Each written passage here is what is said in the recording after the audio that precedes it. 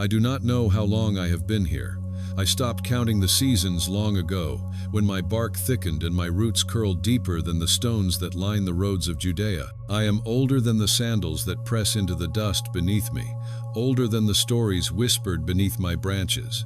But I remember everything. I remember the wind shifting through my leaves when a woman, bent by time, whispered to a child the promise of a deliverer. I remember the way her voice trembled not with doubt, but with something more fragile, hope that had lived too long without being fulfilled. She had come to me for shade, but she brought with her the weight of generations. I remember the way men leaned against my trunk, speaking in hushed tones about the Messiah.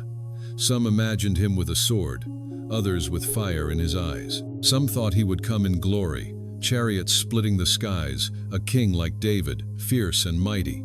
Others believed he would be gentle, hidden, a healer walking dusty paths. They argued, they hoped, they wondered, and all the while, I listened. What they didn't know, what they couldn't know, was that I too was waiting. I am only a fig tree, but I have learned to read the silence between words. I have stood through days of drought and nights of weeping. I have felt the sun scorch and the rain cleanse, and I have known, deep in my rings and resin, that something is coming. Something or someone has been promised. I do not understand the sacred texts, but I remember the names. Isaiah, Micah, Jeremiah. Their words have been repeated beneath my limbs so often that they cling to me like vines.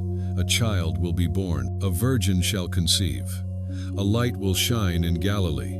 These are not merely verses to those who pass beneath me.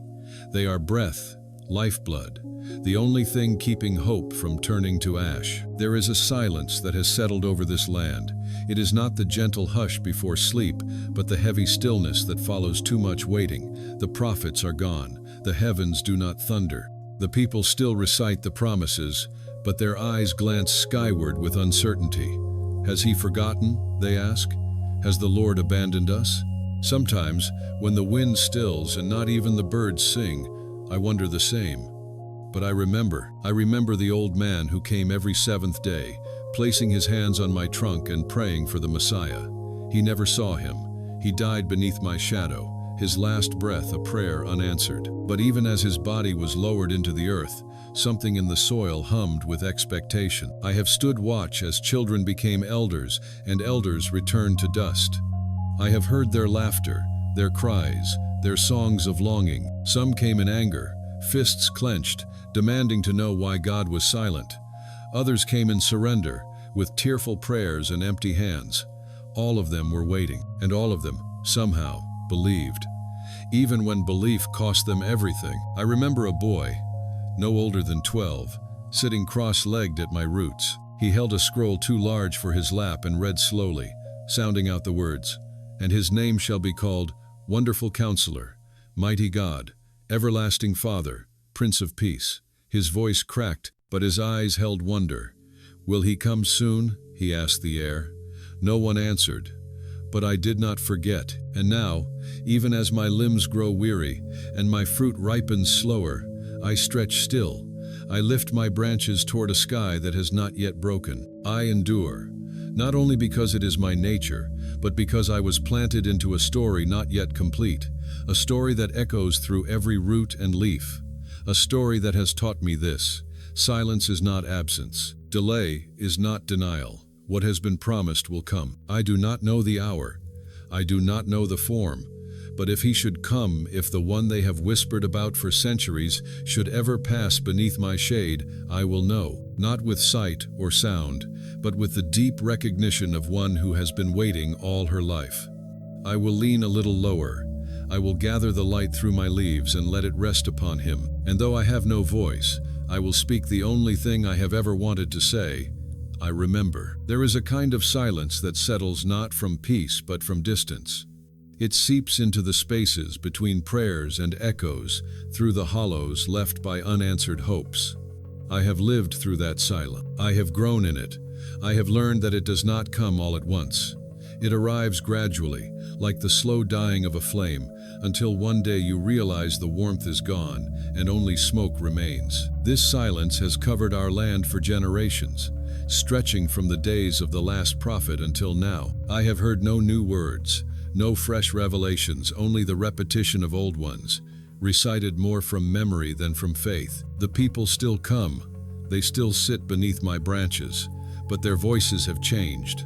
They no longer speak with the urgency of expectation, but with the weariness of waiting. Some of them speak in whispers, as though afraid their doubt might offend heaven. Others speak boldly, not out of confidence but defiance, as if trying to provoke the silence into breaking. But it never does. Not yet. I remember when the silence first began to settle in. At first, it was disbelief. Surely the prophets would speak again. Surely the voice of the Lord would thunder once more. But weeks turned to months, and months to years, and still the skies remained closed. Then came the explanations. The Lord is testing us. We must be more faithful. We must purify ourselves. We must return to the law. But the silence continued, unmoved by their logic or their lament. Eventually, silence became a companion, familiar, predictable. The children grew up learning not to expect. They memorized the promises but kept them in the same place. They stored old stories and family legends, things to be honored but not necessarily believed.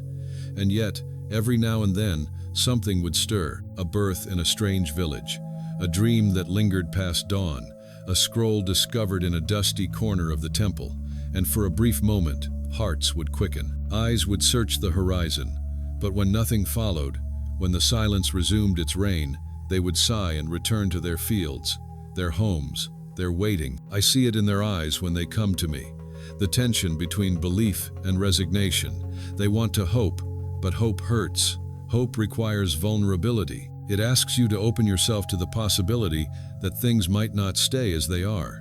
And after years of silence, it becomes easier to expect nothing than to risk being disappointed again. So they guard their hearts. They speak of the Messiah with caution, with detachment, as if he were an idea rather than a person, a symbol rather than a savior. But I know better, because even in the silence, I have felt movement, not loud or sudden, but deep and slow like water pressing through stone.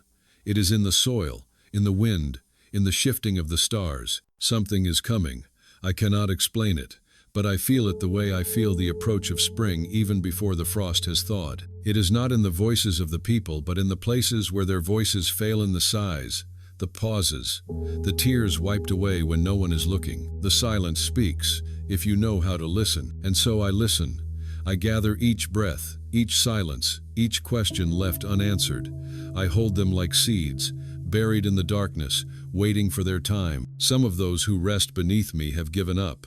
They say the Lord has forgotten us, that the covenant has been broken, that the prophecies were never meant to be fulfilled. They speak as though it is foolish to still believe. But if they could see what I see, if they could feel the weight of the waiting woven into the very fabric of the world, they would know. Silence is not abandonment. It is preparation. The earth knows. It does not bloom out of season. It waits. It sleeps. It endures the long night because it trusts the dawn. And I, too, trust. Not because I have heard the voice of the Messiah, but because I have heard the silence that comes before him. It is not empty. It is charged, like the sky before a storm, like the hush before a king enters the room. There was a woman once, young and tired, her hands rough from labor. She sat beside my roots and whispered to the wind, "If you still see us, send us a sign." She waited.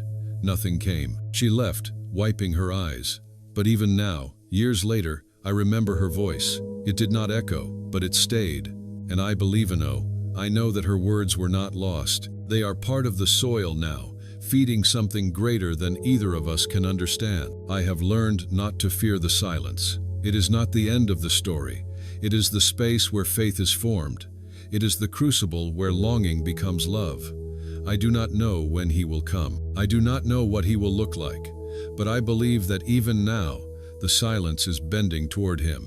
Even now, the stillness is giving way. The shadows beneath my branches are not merely the absence of light.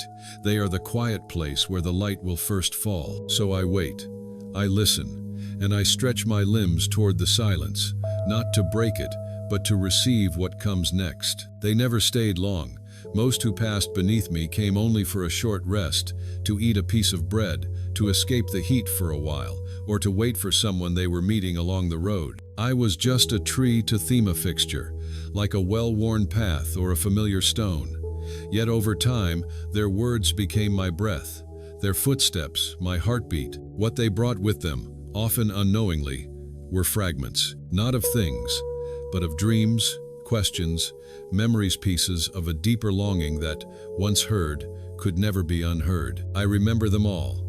The woman who always arrived just after sunrise, carrying a clay jar and a basket of herbs.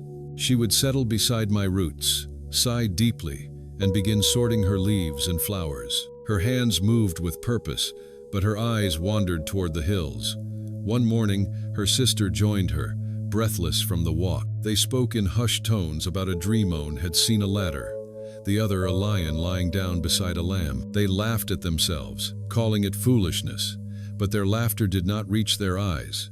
They were searching for meaning, like so many before them, like so many after. There were children, too, always the children. Some climbed my branches, their small hands grasping my limbs with the easy trust of the young. Others sat at my base and played games with stones, drawing lines in the dirt that only they understood.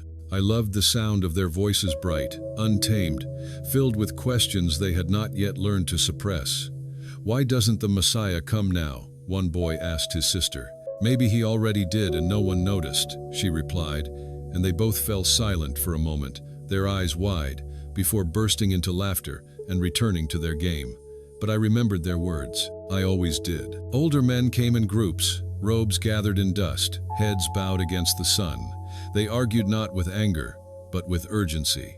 "The time is near," one would say, quoting from Daniel or Ezekiel. "Look at the signs. Rome grows arrogant. The priests grow complacent. The people cry out." But another would shake his head. "Signs have always come. Suffering has always been with us. Prophecy is not a calendar." I listened to them all. I did not judge. I only held their voices in the shade of my limbs, as if by doing so I could help them carry the weight of their longing. Some came alone, and it was in their solitude that I heard the most honest prayers. A widow with shaking hands laid her head against my bark and whispered, "I've buried 2 sons, and still I wait." A soldier, his armor dusty and dented, sat silently for hours, his eyes fixed on the horizon. A young man, barely more than a boy, wept openly, calling on the name of the Lord without shame. These were not the bold proclamations of scribes or the declarations of the devout. These were raw, fragmented cries, half-formed, barely spoken, yet saturated with truth. And I received them all. Over the years, these moments accumulated like fallen leaves at my roots. They were not grand or dramatic. No thunder, no miracles, just words and silences, footsteps and fragments. But they were sacred. They formed a tapestry more real than any scroll, more lasting than any temple wall. I began to sense that the Messiah, when he came, would not arrive with banners or trumpets. He would come the way these people came, quietly, vulnerably, carrying wounds and questions. He would not walk above them but among them. I remember one man in particular. He came often, always alone. His clothes were plain, his beard untrimmed. He never spoke aloud, but he sat with his back against me and closed his eyes. Sometimes he would remain still for so long that the birds forgot he was there. Once, he placed a small stone at my base and pressed his fingers to it, as if dedicating something. Then he stood and left without a word. I never saw him again. But for days afterward, I felt something different in the air, as though his silence had echoed more powerfully than the loudest voice. In those days, I began to understand that these fragments, the laughter of children, the sighs of the weary, the whispered prayers and unspoken sorrows, were not isolated. They were pieces of one great song, a melody composed in the hearts of all who waited. And though no one could sing it alone, together their lives hummed with it. Each person carried a note, a thread, a spark, and I, the tree, the witness, held them all in my branches. I have never spoken, I have never moved from this place, but I have gathered these fragments like fruit, each one ripening with time. Some of them taste of sorrow, others of wonder. All of them are laced with hunger for justice, for peace, for God. It is a hunger that no bread can fill, no law can satisfy. Only a presence real, tender, divine could ever answer it. They do not know what they bring when they come to me. But I know. I have heard their hearts when their mouths fall silent. I have seen the sacred beneath the ordinary. I have felt the Messiah not in visions or miracles, but in the shared ache of his people. He is not distant. He is woven into the very fabric of their longing. And one day, I believe, he will gather these fragments into something whole. Until then, I will remain. I will remember. And I will hold every footstep, every tear, every laugh, every whisper, in the shade of my silent witness. Their names are still spoken, though their voices have long since faded into the dust. Isaiah, Micah, Jeremiah, Zechariah, and others. To those who sit beneath me, they are not just memories but lifelines, words from the past that somehow continue to shape the future. I have heard those names whispered like prayers and shouted like battle cries, and though I do not understand everything they foretold, I carry their echoes within me. Their words were seeds cast into the soil of time, and too am the soil that remembers. There is something in the cadence of prophecy that clings to the earth differently than other speech. It does not dissolve like idle talk or vanish like argument.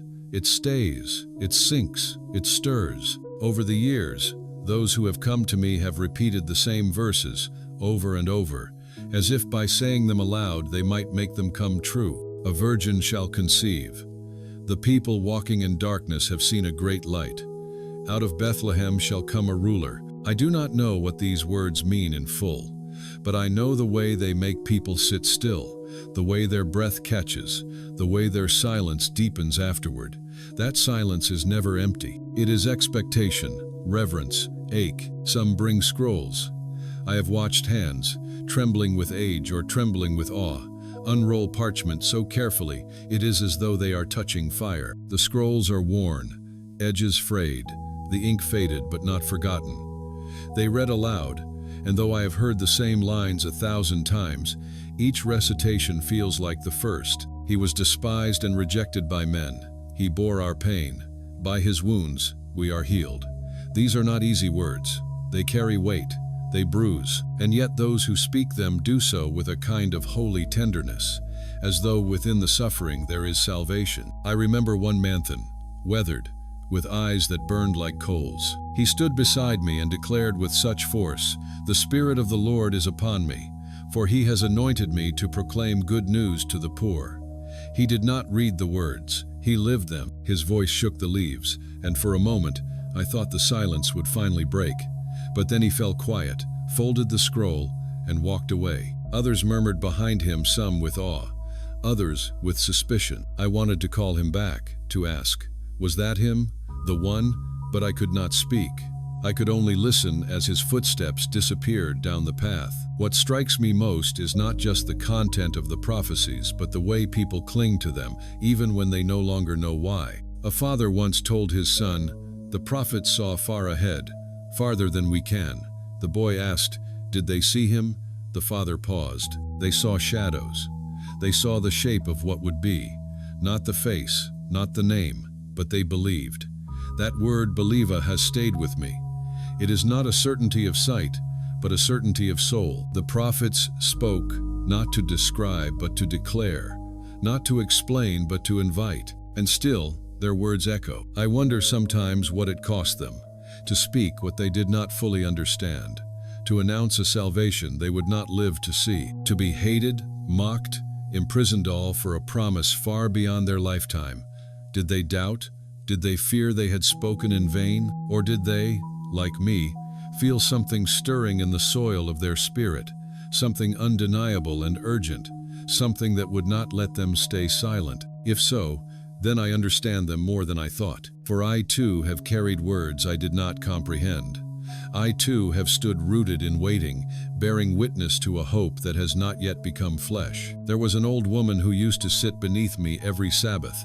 She never quoted the prophets directly, but she would hum as she mended cloth. The tune was simple, repeating like the turning of the seasons. One day, a stranger asked her, "What are you singing?" She smiled faintly and replied, "Isaiah," though my mother put it to song.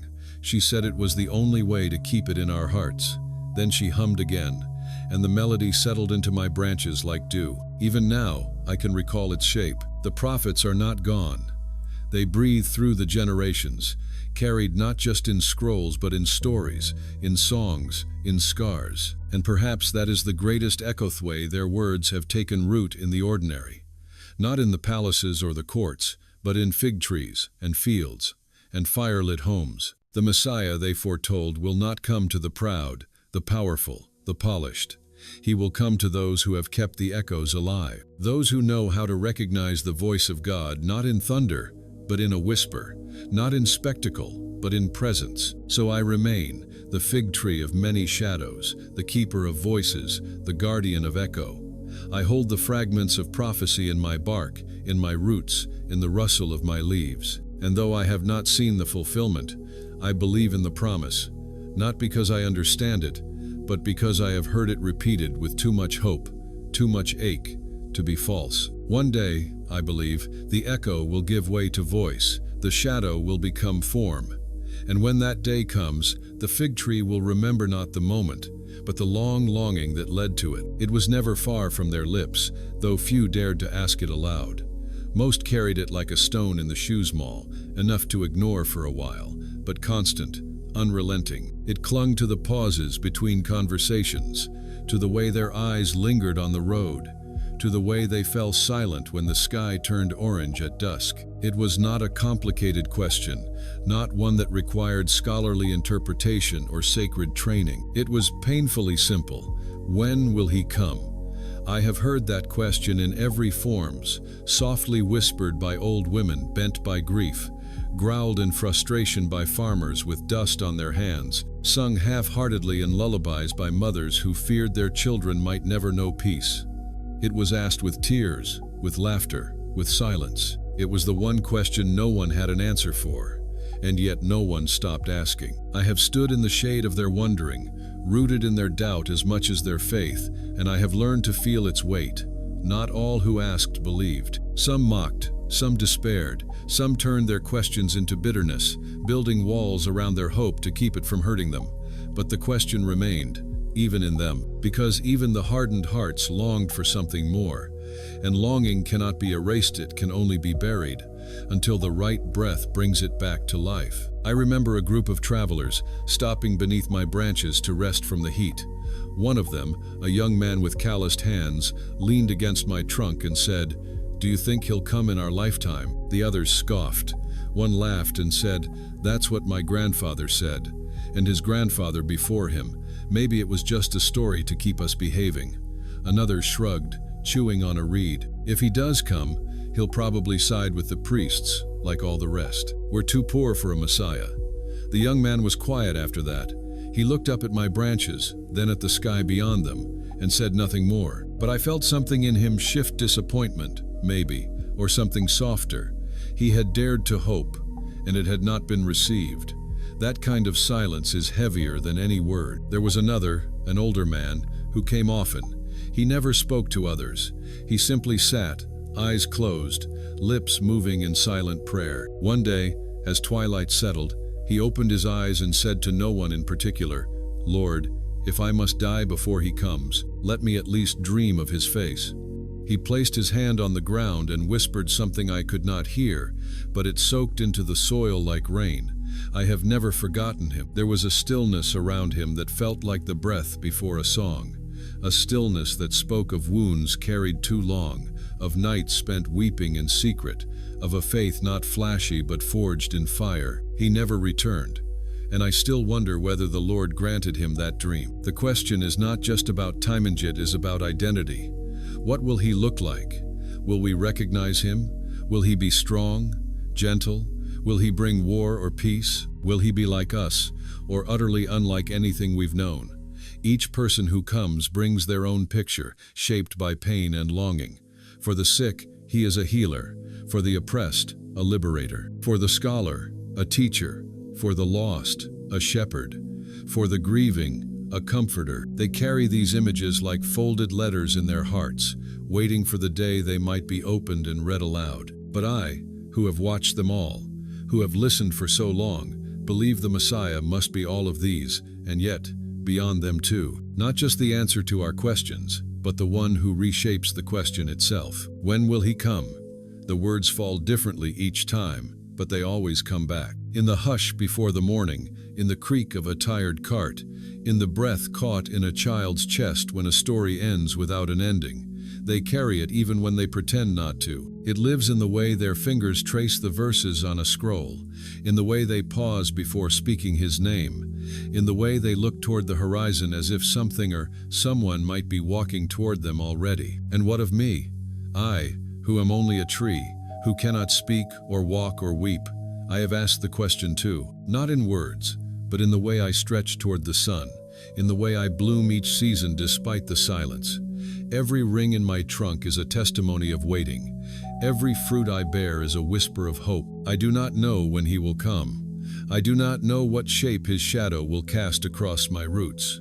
But I believe that the one they seek is already closer than they think, that perhaps the question they carry is not just theirs, but his as well. Perhaps he too is asking, walking the dusty roads of Judea, wondering, when will they be ready to receive me? Until then, the question will remain. It will pass from mother to child, from teacher to student, from stranger to friend. It will echo in the wind and settle into the soil. And I will keep it. I will hold it. I will honor it, not because I have the answer, but because I believe the question itself is holy. It means they have not given up. It means they are still watching, still longing, still daring to believe that the silence might end. And one day, perhaps soon, perhaps far, the answer will arrive, not in thunder, but in footsteps, not with armies, but with presence. And the fig tree will know. He came on a morning like any other, quiet, unannounced, his footsteps soft against the earth. The road had not yet warmed with the sun, and the breeze still carried the cool of night. Birds stirred in my branches, but they did not sing, as if sensing something in him that asked for silence. He was not remarkable at first glance. His robe was dusty, his face shadowed by the hood he wore low over his brow. There were no scrolls in his hands, no followers at his side, no announcement of arrival. He simply approached, looked up at me for a long moment, and then sat down at my base, his back resting against my trunk as though he belonged there. I have sheltered many over the years, pilgrims, dreamers, doubters, but something in this man made the air hold still. He did not fidget, he did not pray aloud, he did not read or speak or sigh. He sat, utterly still, as though listening to something deeper than sound. For a long time, I did not try to interpret his presence.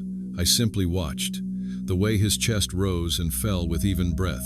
The way his hands rested open on his knees, not clenched or anxious, but receptive. The way he tilted his head slightly upward, as though receiving the shade I offered not with indifference, but gratitude. And then I noticed something strange, though the sun climbed higher. Its light never touched his face directly. My leaves, without wind or effort, had shifted just enough to cover him. I do not move for anyone. I am a tree. I grow slowly, anchored, deliberate. But in that moment, it was as if all of me leaned toward him, offering shelter not out of habit, but out of reverence. I had heard stories of holy men, of prophets who carried the weight of God in their words. But this man said nothing. And yet his silence spoke more clearly than all the sermons I had ever overheard. Time passed differently while he sat there. I do not know how long he remained. It could have been hours or moments, but as he stayed, I felt something shift not in the world around me, but within me, a stirring, like roots waking beneath the earth. A sense that I was not merely observing, but participating in something sacred. He had brought nothing with him, and yet the space around him felt full like a cup, brimming with invisible light. And then, slowly, he reached into the fold of his robe and pulled out a small piece of bread. He held it in his palm, not eating, just holding it, as if waiting for someone unseen to share it with. Then he broke it not in haste, but with gentle intention, and placed one half at his side, resting it against my roots. A gift? A sign? I do not know, but I felt it. As surely as I feel rain or sun or wind, I felt that offering settle into me, as if his act had bound us together, tree and man, in some mystery neither of us needed to name. He stood soon after, dusting his hands lightly, and looked at me again. This time, his hood had fallen back, and I saw his face. There was nothing grand in it, no glow, no crown, but his eyes. They held something ancient, not old in the way time weathers the face, but old like fire, like rivers, like the first breath. Eyes that had seen too much, and yet had not turned cold. Eyes that carried both sorrow and joy so deeply intertwined. They were indistinguishable. He did not speak to me, but I felt seen, known, not as a thing of bark and leaves, but as a witness, a vessel, a keeper of silence and shadow. And for a fleeting moment, I wanted to speak. I, who have never uttered a word, felt the ache to say something, to ask who he was, to say thank you, to beg him not to go, but no sound came. Only wind through leaves, only breath through branches. When he walked away, he did not look back, but he left something behind, not the bread that remained, crumbled and small, but something weightless and immeasurable, a presence, a promise. The air has never been the same since. Others came later, unaware of what had happened, unaware of what I now held, but I knew I had received more than a visitor. I had received a momentous visitation. I do not claim to understand it. I only know that my bark has held his warmth, my soil his offering, my silence his breath. And ever since that day, I have waited not for a sign, but for a return, not for a voice from heaven, but for footsteps on the path. Who was he? A prophet? A pilgrim? The one they speak of with trembling hope? I do not know, but I do know this. He did not come to answer questions. He came to share the waiting. He did not carry scrolls or swords or speeches. He carried stillness. And in that stillness, I felt the echo of everything the prophets ever dared to dream. Not thunder, but presence. Not spectacle, but love. And so I remain. Not because I expect him to return, though I do, but because I cannot be what I was before. A fig tree, yes. But now, also, a keeper of a moment, a bearer of a sacred silence that no longer feels empty. When others ask, when will he come? I no longer wonder if he will. I wonder instead if he already has, and we did not recognize him, or worse if we did, and let him walk away unnoticed. They never stayed still for long, those little ones. Their feet were too quick, their thoughts too wild, their questions too large for the world to hold. They came in groups, in pairs, sometimes alone, their sandals half-tied, their laughter piercing the stillness like bells in the wind. They did not come for prophecy. They did not sit beneath me to ponder Isaiah or debate Micah. They came because the earth was soft, the shade was cool, and there was dust enough to turn into anything. I have watched them for generations, their games, their quarrels, the way they dared to imagine joy while their elders whispered of longing. They did not know the weight of the waiting, not yet, but they carried something the elders had forgotten. A boldness to hope without fear. They traced shapes in the dirt, stars and swords and strange animals with too many legs. They built kingdoms of pebbles and made war with twigs. They crowned one another kings and queens and then laughed at their own seriousness. Once, a boy took a stick and drew a great lion in the dust, then stepped back, satisfied. That's what he'll be like, he said, strong, with fire eyes. A girl nearby scoffed. No, he'll be quiet. Like my father says, not a lion, a shepherd. They argued briefly, then shrugged and ran off together. The drawing remained, a fragile lion of dust and breath, until a passing heel erased it without noticing. But I had noticed, I had seen how, even in their games, the longing surfaced. Even their play carried the question. There was a day on I will never forget, when the dust beneath me became a kind of altar.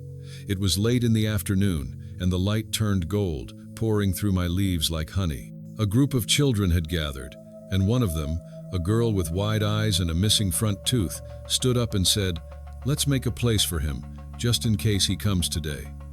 The others stared. "How will he know?" one asked. She pointed to the spot where the roots met the earth. "We'll make a circle, that way he knows we were expecting him." They worked quickly, gathering stones, flowers, even a piece of torn cloth they tied to a stick. When it was done, they sat quietly around it, unsure what to do next.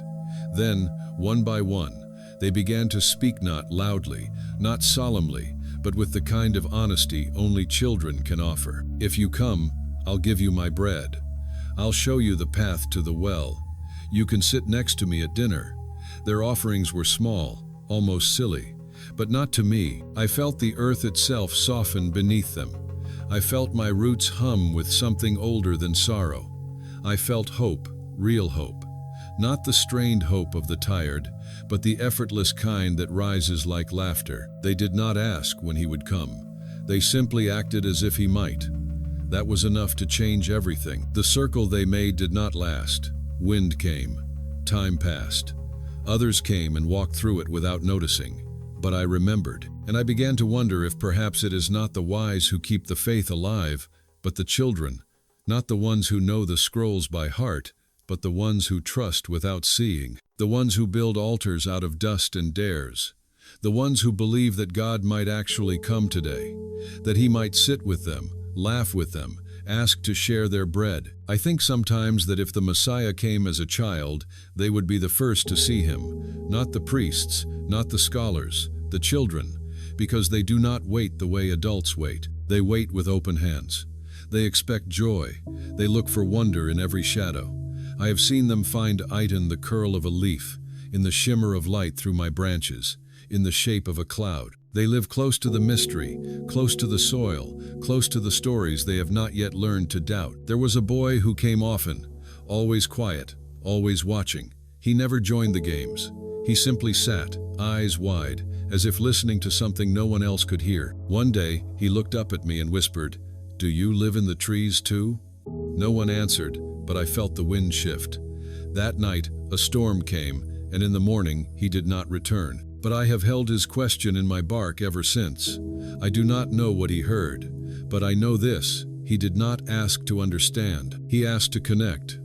And that, perhaps, is the holiest question of all. The dust beneath me is filled with footprints now small, fleeting impressions of lives just beginning. Some of those children have grown. They return sometimes, older, heavier, their laughter replaced with the quiet of responsibility. They walk the path slower.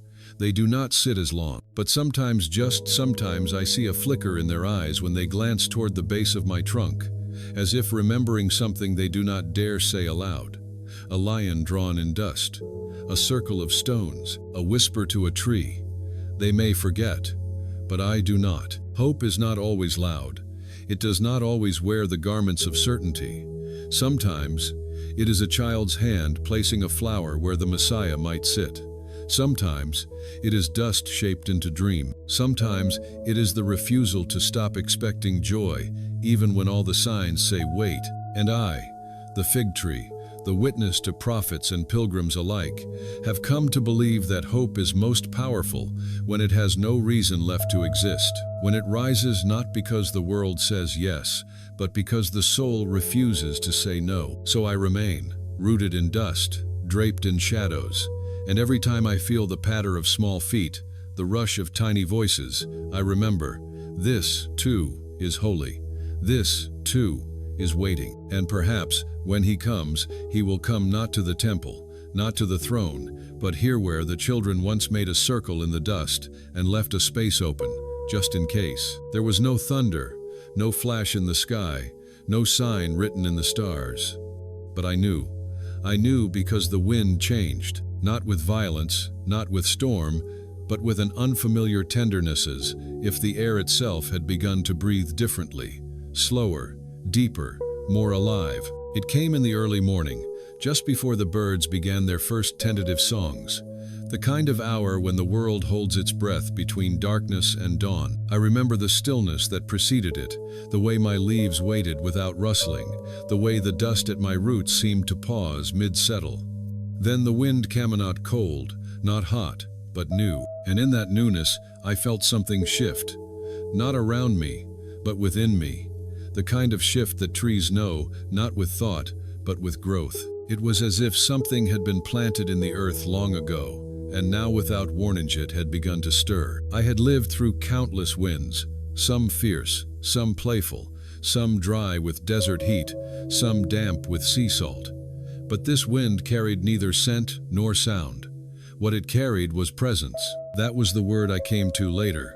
though I did not have it then. It was simply a knowing that the long silence was breaking, not shattered, but softening, like ice thawing at the edge of a spring. I did not need to be told. I had waited too long not to feel it. The longing in the soil, the ache in the stones, the question in every footstep beneath mate was all beginning to bend toward something, someone. The wind carried the curve of fulfillment. Others felt it too, though few could name it. A woman walked past me that morning and paused, frowning. "It smells like change," she murmured to herself, though the air was scentless. A shepherd leading his flock up the hill stopped and turned his face into the breeze, his eyes narrowing as if listening for a sound just out of reach. Even the birds hesitated before singing, as though unsure if the old songs still fit the new day. It was not a miracle, not in the way people think, but it was more than weather. It was the beginning of something being fulfilled in silence. I had wondered, over the years, what the moment would feel like. The moment when the waiting began to end. I thought it might come with trumpets or trembling ground. But no, it came as a question asked by the wind. "Are you ready?" That was it. Not a command, not a declaration, a question. And I, with every leaf and root and branch, answered, yes, not because I had prepared, not because I understood, but because the ache in me had always been an answer in search of that question. And now it had come. The people who passed that day were restless, though they did not say why. Their voices were softer, their steps quicker. Some glanced toward the horizon more than once. A few lingered beneath me longer than usual, as if drawn by something they could not name. One boy stood very still with his eyes closed, and after a while whispered, "He's close." No one had told him. No one needed to. The children feel it first. They always do. Their hearts have not yet hardened with delay. I do not know what changed in heaven, what alignment of time or will or mercy opened the path between worlds. I only know that something had begun. A pulse, a pull, a breath, and I felt it not just in the wind, but in myself. My roots tingled. My limbs stretched more easily. Even the fruit hanging from my branches seemed to swell with quiet anticipation. It was as if the whole of me remembered what I was made for, not just to stand, but to welcome. Not just to witness, but to receive. There had been so many false starts, so many days when it felt like the waiting would never end. I had seen people grow old beneath me, still whispering the same prayers. I had heard them wonder if they were fools to keep hoping. I had watched hope itself weather and wear thin. But now, the hope was not theirs alone. It was in the wind, in the soil, in the silence. The world itself was beginning to lean forward. A traveler passed by in the afternoon, his steps unhurried, his face thoughtful. He paused beside me, placed his hand briefly on my trunk, and said, "It's close now." Then he moved on. That was all. But his words confirmed what I already knew. Something had shifted in the unseen. A curtain was lifting, a veil thinning. I did not know the details. I did not need to. I only needed to remain. That night, the stars seemed brighter, the moon quieter. And though I had no voice, no song, I felt myself humming with something older than time. I had been waiting so long that I thought I had become the waiting itself. But now, the waiting had changed. It was no longer an ache, it was an opening. The difference between longing and arrival is small and vast. It is one breath, one heartbeat, one wind. When the breeze returned in the dark hours, it no longer asked, "Are you ready?" It simply rested.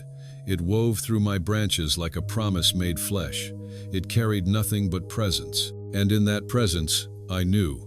He is near. I did not see it. I was not there in Bethlehem. I did not hear the cries that broke the night, or see the light that danced on the stone walls of a stable. But I knew. Before the world knew, before the shepherds arrived breathless with awe, before the stars guided kings across empires, I knew. Not with eyes or ears, but with the deep knowing that trees carry in their silence. It came not as a declaration, but as a pulse through the roots, a shiver in the dust, a warmth that settled in the soil beneath me and told me that something had changed. The waiting had broken. The promise had taken breath. The one we had all longed for had entered the world, not with trumpets, not in splendor, but in the hush of birth, the softness of a newborn's cry, The stillness that follows a miracle so quiet the earth must lean in to hear it. That night, everything held its breath. The wind stopped its wandering. The stars burned a little brighter. Even the animals, those that nested in my shade or skittered across the fields, moved slower, as if walking through a dream. And I, rooted far from the town where it happened, stood in reverence, because the world had changed, not on the surface, but in its core. The silence I had carried for so long no longer felt empty. It felt full, alive, holy. I heard nothing from the people at first. They went about their lives, still bound by routine, still asking the same questions. But something in them began to shift. A softness returned to their voices. A brightness flickered behind their tired eyes. A man who always walked with his head down looked up and smiled at a child. A woman who had stopped singing began to hum again as she gathered herbs. They didn't know why, not yet, but something inside them was responding to a joy they had not yet named. It was as if their souls had turned toward a warmth just over the horizon. Then the rumors began. Fragments carried on the wind, whispers from shepherds, wide-eyed and trembling, talk of angels, of light, of a baby born among animals. Some laughed, others scoffed, but no one dismissed it entirely. Even the skeptics paused too long before speaking, as if unsure whether to mock or believe. I listened, I remembered, I gathered each word like fruit, storing it in the quiet hollows of my being. Because I knew, I had known before the stars moved, before the heavens opened. I had known in the way old things know that something holy always begins in the hidden. There was a boy who came days later. He sat beneath me with his knees drawn to his chest, silent, his gaze fixed on the hills. He didn't play, he didn't speak. He just stared, as if searching the horizon for something he didn't yet understand. When another child joined him and asked what he was doing, he answered simply, listening. To what? To the new. I do not think he knew what he meant, but I did. The birth of a king had echoed across creation, and even those who didn't hear it with their ears felt it in their bones. I've watched many things enter this world: storms, wars, rulers, revolutions. They all arrive with noise, with clamor, with force. But this came in stillness, in fragility, in need. That is what stunned me most, that the one we waited for came not in strength, but in vulnerability, not in glory, but in helplessness, not to command, but to dwell. He chose not the palace, but the manger, not the powerful, but the poor. And in doing so, he honored every cry whispered beneath my branches, every tear shed in waiting, every fragile hope carried in secret. He had not ignored them, he had entered them. That night, a woman passed me on her way home from market. She looked up at the sky and said, "Something is different." Her daughter, too young to care for theology, nodded and replied, "It feels like someone turned on the light." I could have wept if trees could weep, because that was it. The light had come, not to blind us, but to be among us, to walk where we walk, to wait with us, to redeem the dust beneath our feet. Since that day, I have felt time move differently. It no longer stretches endlessly forward, burdened by the weight of waiting. It now curves back toward that moment, the moment he entered the world. And I believe that every moment since carries the imprint of that night. It is in the way the dawn feels softer, the way a mother's voice holds her child, the way strangers offer bread without knowing why. It is in the quiet, the holy quiet, the kind that no longer asks when he will come, but dares to believe he already has. And still, the world spins. People come and go, some know, some don't. Some search for him in temples and teachings, others in signs and wonders. But I saw him in the stillness. I felt him in the wind. I knew him in the silence that finally sang. I saw him once, only once.